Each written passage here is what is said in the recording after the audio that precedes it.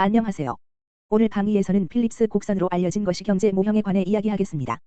차차 알게 되겠지만 단기 필립스 곡선은 인플레이션과 실업률 사이에 존재하는 역관계를 보여주는 간단한 도표입니다. 실업률과 인플레이션을 좀 더 명확하게 이해하기 위해서는 먼저 특정 국가의 총수요 총공급 다이어그램을 살펴보면서 시작할 수 있습니다. 여기 왼쪽에서 보시다시피 간단한 총수요 총공급 모형이 있습니다. 단기적으로는 완전 고용 수준으로 생산하는 경제입니다. 자, 여기 완전 고용 수준의 총생산에서 단기 총공급 곡선을 교차하는 총수요 곡선을 그립시다. 이 경제에서 우세한 실업률은 자연 실업률과 같다고 가정할 수 있습니다. 현재 대부분의 서구 경제에서는 경제가 완전 고용 수준으로 생산할 때 존재하는 자연 실업률이 약 5%라고 판단하고 있습니다. 그건 그냥 추정치일 뿐이에요. 하지만 미국에서는 자연 실업률이 5% 정도라고 생각되기 때문에 우리는 그것을 여기서 출발점으로 삼을 것입니다. 이제 안정된 물가 수준은 어느 정도라고 생각하나요? 완전 고용 수준으로 생산하는 경제는 물가 수준이 안정적이라고 판단합니다. 그걸 일컬어 P라고 합니다. 이런 완전 고용 수준의 산출량의 상응에 이 경제에는 일정한 인플레이션이 있습니다. 이 수준의 산출량에서 인플레이션이 2%와 같다고 칩시다. 따라서 완전 고용 물가 수준에 상응하는 인플레이션율은 2%이며 완전 고용 수준에 상응하는 실업률은 5%입니다. 지금 오른쪽에 있는 그래프를 봅시다. 이 같은 균형 상태의 실업과 인플레이션 수준을 도식화할 수 있습니다. 여기에 수평으로 점선을 그리면 말이죠. 그리고 이 경제가 완전 고용 수준으로 생산할 때 인플레이션율은 2%임을 시연합니다. 아울러 5%에서부터 위쪽으로 점선을 그립니다. 바로 여기 오른쪽 그래프의 좌표를 찍겠습니다. 좌측 그래프상의 좌표를 우리는 균형점 A라고 칭합니다. 그것은 우측 그래프의 점 A와 대응합니다. 그래서 두 개의 점 A가 생겼습니다. 둘 다 완전 고용 수준으로 생산하는 경제를 대변합니다. 이 경제의 균형 인플레이션율은 2%이고 실업률은 5%입니다. 이제 우리가 조사하고자 하는 것은 왼쪽의 거시경제에서 변화가 있을 때 오른쪽에 도식화되어 있는 실업률과 인플레이션율에는 어떤 일이 벌어지느냐는 겁니다. 먼저 오른쪽에 있는 이 그래프를 확인해 보겠습니다. 사실 인플레이션과 실업의 관계를 보여주는 그래프는 필립스 곡선이라고 알려졌습니다.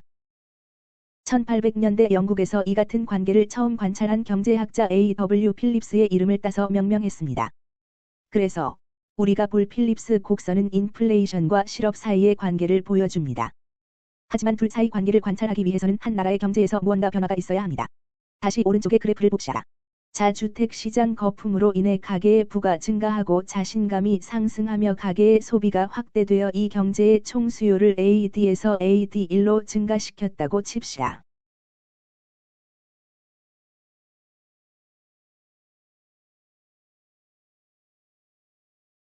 이제 국가의 재화와 용역에 대한 수요 수준이 확대되었습니다. 따라서 이 나라의 고용 수준은 증대되었고 균형 총생산은 YFE에서 Y1로 증가했습니다. 아울러 수요 견인 인플레이션으로 인해 균형 물가 수준이 P2에서 P1로 상승했습니다. 먼저 물가 수준을 살펴보겠습니다. 이 나라의 산출물에 대한 수요가 증가하였고 이 경제의 인플레이션이 완전 고용 수준의 균형 인플레이션율을 초과했다고 칩시다. 인플레이션이 현재 3.8%로 상승했다고 합시다. 그리고 우리가 예상하건대 새롭게 확대된 이 같은 산출량 수준으로 경제의 실업률이 하락합니다. 앞서 자연 실업률이 5%였지만 현재 실업률은 3%와 일치한다고 가정합시다. 이 경제는 기본적으로 과열되어 있습니다. 인플레이션은 유감스럽게 높고 실업률은 부자연스럽게 낮습니다. 그래서 우리는 이제 필립스 곡선 모형의 새로운 점선을 수평으로 그릴 수 있고 새로운 좌표 두 개를 교차할 수 있습니다. 바로 여기 3.8%의 인플레이션율이 있으며 실업률은 3%에 불과합니다. 바로 여기입니다. 두 개의 점을 교차하면 이걸 우리는 필립스 곡선상의 점 B라고 부릅니다. 이 좌표는 총수요 총공급 다이어그램 상의 점 B에 대응합니다. 자, 이것은 가능한 하나의 시나리오입니다. 경제에서 총수요가 증가하면 실업률이 하락하고 인플레이션은 증가합니다. 하지만 총수요가 줄어들면 어떻게 될까요? 가계 소비가 감소하거나 투자가 감소하여 총수요 곡선의 저항 이동을 야기한다면 어떻게 되겠습니까? 이것이 인플레이션과 실업률에는 어떤 영향을 미칠 것이며 오른쪽 필립스 곡선에는 어떤 영향을 미칠까요? 가계의 부의 감소나 자신감 저하로 인해 총수요가 감소한다고 가정합시다. AD에서 AD2로 말입니다. 이 경제의 물가 수준에는 어떤 일이 벌어질까요? 총수요의 감소에 따라 실제 낮은 수준의 물가인 P2를 보게 될 겁니다. 그리고 그것이 인플레이션율이 1.5%에 불과하다고 칩시다. 사실 기술적으로는 물가 수준이 하락하는 것이 아니며 오히려 인플레이션율이 하락하는 겁니다. 이건 디플레이션이 아닙니다. 다시 말해, 이것은 디스인플레이션입니다. 총수요가 하락하면서 그 나라의 재화와 용역에 대한 수요가 줄어듭니다. 따라서 산출량은 Y2로 감소합니다. 이같이 낮은 수준의 산출량은 완전 고용 수준의 5% 실업률이 아닌 7%의 실업률과 상응한다고 가정해 봅시다. 이 경제는 2008년과 2009년 미국과 서유럽에서 경험한 것과 다르지 않은 현재 시점의 수요 부족 경기 후퇴 국면입니다. 인플레이션은 유감스럽게 낮고 실업률은 유감스럽게 높습니다. 이제 필립스 곡선도를 다시 살펴봅시다. 우리는 신규 균형 물가 수준에서 점선을 그릴 것입니다. 보시다시피 그것이 상응하는 인플레이션율은 1.5%에 불과합니다. 그리고 실업률은 7%까지 뻗어갈 것입니다. 그렇게 우리가 이제 얻어낸 것은 필립스 곡선 모형상의 새로운 좌표입니다. 이 좌표를 C라고 칭합니다. 점 C는 총수요 총공급 도표에 있는 균형점 C와 대응합니다. 자, 오른쪽 그래프에 3개의 점이 있습니다. 이 정도면 인플레이션과 실업 사이의 단기적 관계를 도식화하는 곡선을 그리기에 아주 충분합니다. 자, 그렇게 합시다. 이 세 점을 연결해 봅시다. B와 A와 C. 이 점들을 연결했을 때 우리는 실업과 인플레이션 사이에 역관계가 있다는 걸 파악해야 합니다. 이를 필립스 곡선 PC라고 부릅니다.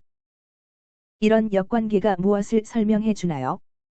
왼쪽 그래프의 총수요 곡선이 이동할 때는 언제고 우측 필립스 곡선을 따라 움직입니다. 총수요 곡선이 AD에서 AD1로 증가하면 단기 필립스 곡선을 따라가는 좌상향 움직임을 발생시킵니다. 총수요의 증가는 수요 견인 인플레이션을 야기하는데 이는 바람직한 인플레이션율이라는 2%보다 더 높고 실업 수준은 자연 실업률 5%보다 더 낮습니다. 왼쪽 그래프에서 총수요가 하락할 때는 인플레이션율이 2%에서 1.5%로 하락함에 따라 수요 부족 경기 후퇴와 디스인플레이션을 경험합니다. 실업률이 5%에서 7%로 상승함에 따라 경기 순환적 실업이 생겼습니다. 결론을 내리자면 총수요가 이동할 때마다 필립스 곡선을 따라가는 움직임이 있다는 겁니다.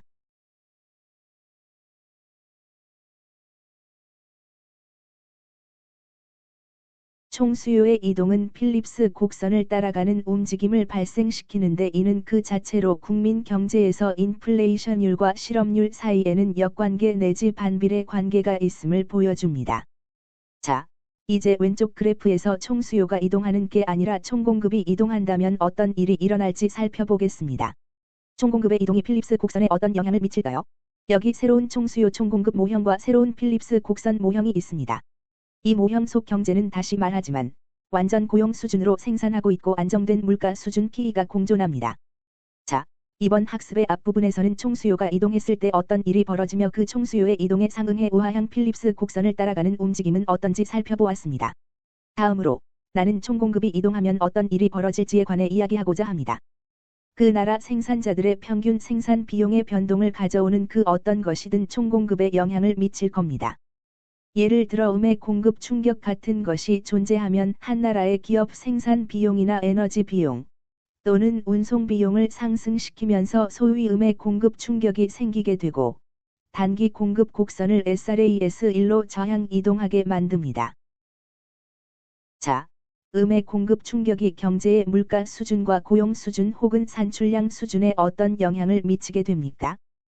비용 상승 인플레이션으로 인해 우리의 초기 인플레이션율인 2%보다 더 웃도는 인플레이션율에 상응하는 새로운 물가 수준이 존재합니다. 에너지 가격 상승과 운송비 상승으로 인해 인플레이션이 현재 3.5%로 증가했다고 가정해 보겠습니다. 동시에 이 경제에는 낮은 수준의 산출량 Y1이 존재합니다. 그에 상응하는 높은 수준의 실업도 존재하게 됩니다. 여러분이 기억을 되살려 보면 이 경제의 자연 실업률이 5%였습니다. 그러나 음의 공급 충격이 존재하게 되면 실업률이 5%에서 7%로 증가할 수 있습니다. 자, 이것이 어떻게 필립스 곡선과 양립할 수 있을까요? 앞서 우리는 실업률이 증가할 때면 언제나 인플레이션은 감소한다고 말해왔습니다. 그러나 이 경우 실업률이 5에서 7로 증가한 것에 대응해 인플레이션은 2에서 3.5로 증가합니다. 실제로 원래 필립스 곡선의 우측 어디엔가 좌표가 생깁니다. 그 좌표에서는 인플레이션과 실업률의 증가가 존재합니다. 자, 이건 오히려 총공급의 저항 이동이 필립스 곡선의 우향 이동과 대응한다는 사실로 설명될 수 있습니다. 그래서 우리는 여기 오른쪽에 새로운 필립스 곡선을 그릴 수 있으며 이를 PC1이라고 부릅니다. 왜 필립스 곡선 전체가 우향 이동한다고 말할까요?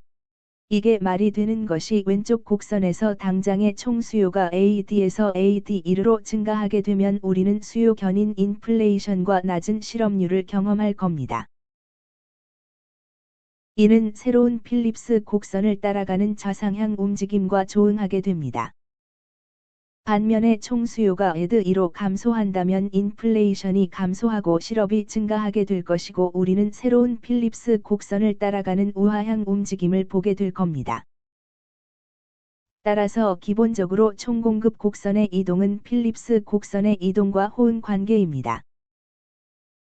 만약 음의 공급 충격으로 인해 총공급이 저향 이동하면 필립스 곡선은 우향 이동하여 인플레이션과 실업 모두가 증가하게 됩니다. 반면에 그 나라 생산자의 생산 비용이 감소하게 되면 그 원인이 최저임금 혹은 에너지 물가나 운송비가 감소하는 양의 공급 충격 때문이라면 왼쪽 그래프상의 단기 총공급 곡선은 SRAS2로 우향 이동하게 됩니다.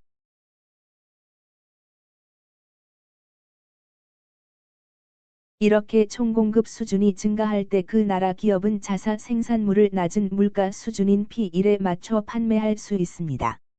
그 물가 수준은 인플레이션율 1%와 호응합니다. 고용은 확대되고 산출량도 Y2로 확대됩니다. Y2는 실업률 3%에 상응합니다. 양의 공급 충격은 국민 경제에 매우 긍정적인 두 가지 영향을 미칩니다. 그 나라 기업의 생산 비용이 하락하면 물가 수준도 하락하고 실업률도 하락할 겁니다.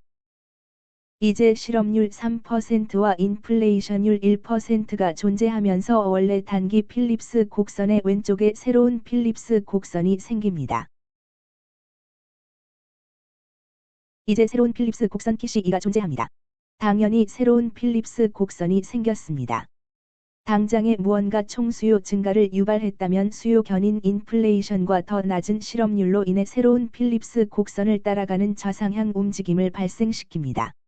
반면에 총수요가 AD2로 감소하고 동시에 SRAS2라는 새로운 단기 공급 곡선을 따라 움직이면 디플레이션 또는 디스인플레이션이 생기고 높은 수준의 실업률이 생깁니다. 사실, 총공급이 우향 이동할 때 필립스 곡선 전체가 저향 이동합니다. 단기 필립스 곡선 모형을 복습해 보면 몇 가지 결론을 내릴 수 있습니다. 좌측 그래프에서 총수요를 이동시키는 어떤 요인이 있다면 오른쪽에서는 필립스 곡선을 따라가는 움직임을 발생시킵니다. 그러나 단기 총공급 곡선을 이동시키는 어떤 요인이 있다면 필립스 곡선을 반대 방향으로 이동시킵니다.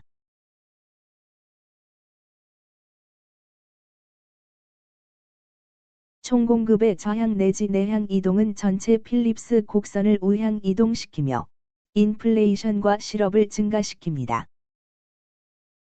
반면 단기 총공급 곡선을 우향 이동시키는 양의 공급 충격은 필립스 곡선을 저향 이동시키며 낮은 인플레이션과 낮은 실업으로 귀결됩니다. 이것으로 단기 필립스 곡선에 대한 수업을 마칩니다.